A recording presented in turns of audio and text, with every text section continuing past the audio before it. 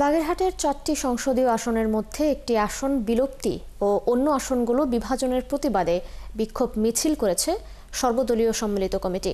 রবিবার বিকেলে এই বিক্ষোভ মিছিল বের হয়। এতে বিএনপি, জামায়াত, এনসিপি ও ইসলামী শাসনতন্ত্র আন্দোলন সহ বিভিন্ন রাজনৈতিক দলের হাজার হাজার নেতাকর্মীরা অংশ নেন।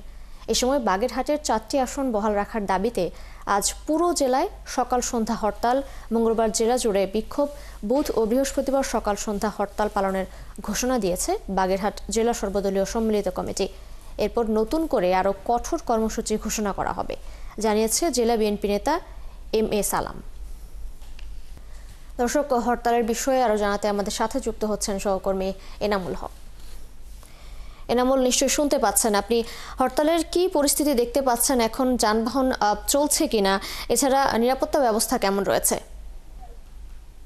আপনি জানেন যে বাগেরহাটে যে 4টি আসন সংসদীয় আসন ছিল, তার ভিতর থেকে ইসি কিন্তু একটি আসন কেটে নিয়ে 3টি আসন গেজেট আকারে প্রকাশ করছে। কিন্তু এই গেজেট আকারে প্রকাশ করার ফলে কিন্তু বাগেরহাটবাসী কিন্তু সেটি মেনে নিতে পারেনি, যার ফলে কিন্তু যে সর্বদলীয় সম্মিলিত কমিটি কিন্তু আপনার 5 দিনের যে কর্মসূচি ঘোষণা করেছে, সেই কর্মসূচির দ্বিতীয় দিন আজকে কিন্তু বাগেরহাট জেলা জুড়ে হরতাল পালিত হচ্ছে। এই হরতালের ফলে আমি কিন্তু সকালে দেখেছি মোংলা সহ যে অন্যান্য উপজেলা, সেখানে খোঁজ নিয়েছি যে সেখানেও কিন্তু কোনো ধরনের যানবাহন চলছে না। আমি কিন্তু মোংলা খেয়াঘাটে রয়েছে, এখানে কিন্তু কোনো ধরনের ট্রলার পারাপার হচ্ছে না, কোনো যাত্রী পারাপার করতে পারছে না।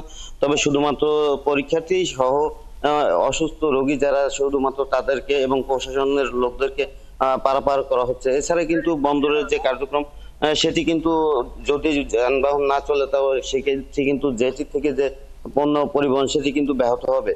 এছাড়া আমি যতদূর খোঁজ নিয়েছি যে দূরপাল্লার যে যানবাহন সেটি কিন্তু মোংলা থেকে ছেড়ে যায়নি, এবং মোংলা থেকে ছেড়ে না যাওয়ার ফলে কিন্তু ঢাকা, খুলনা সহ সর্বত্রই কিন্তু এই যে যানবাহন সেগুলো কিন্তু বন্ধ রয়েছে। আর ঢাকাগামী যে যানবাহনগুলো সেগুলো কিন্তু ভোরে ছেড়ে যাওয়ার কথা থাকলেও ট্রলার বন্ধ থাকার কারণে যাত্রীরা কিন্তু সেই এখানে পৌঁছাতে পারেনি, যার ফলে কিন্তু ঢাকাগামী যে যানবাহনগুলো রয়েছে, পরিবহনগুলো রয়েছে, সেগুলো বন্ধ রয়েছে। আমি যদি একটু দেখাই, আমার এই ডান পাশে এখানে কিন্তু জামাতের যে লোকজন রয়েছে, জামাত ইসলামের, তারা কিন্তু এখানে এসেছে এবং বিক্ষোভ করছেন যে হরতালের পক্ষে। এছাড়াও কিন্তু যারা রয়েছে বিএনপির লোকজন, তারাও কিন্তু এখানে রাতে কিন্তু এইটা করেছে। রাতে কিন্তু তারা মোংলা শহরে বিভিন্ন ভাবেই কিন্তু মিছিল মিটিং করছে।